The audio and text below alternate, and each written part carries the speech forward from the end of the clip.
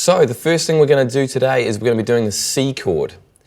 Now the C chord, I'll play that for you. It uses a lot of fingers, stretches right across the guitar, can be a little bit of a handful when you first have a go at it. So we're going to go through it slowly. First finger, it's going to go on the first fret of the second string.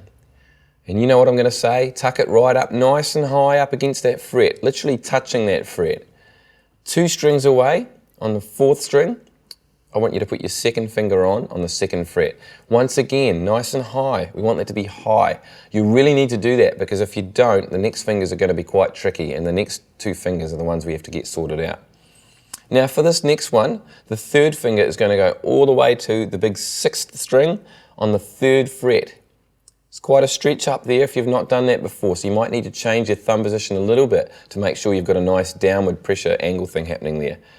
Then your little finger just tucks in nice and neatly just underneath that 3rd finger.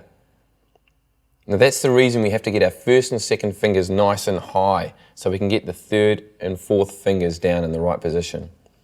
And when you strum that, for the first time it might not be that clean, it might actually be a bit more of a when you first start that. That's okay. Your strength is just developing, it's a new shape, it's a very awkward shape for the hand to do initially.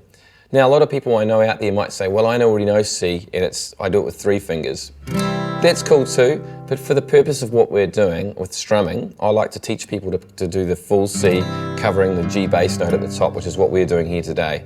The reason for that is when you're strumming, you don't have to worry about hitting wrong strings. You can focus on hitting it from the right string, but it really doesn't matter because we've got a nice chord sound there anyway. Okay, so that's the left hand side of things. Right hand wise, we're just going to pick it we're aiming at strumming from the 5th string. So from the 5th string down, that's what we're aiming to do. But we've got the top string covered in case we don't hit it from there. So when we're strumming, we can hit the top string and it's not going to interfere with what's going on there. Okay? So, but the bass note for this actual chord is actually going to be that 5th string, is actually that note there. So if you were to play just the bass note, that would be the bass note of that chord. That's the C note.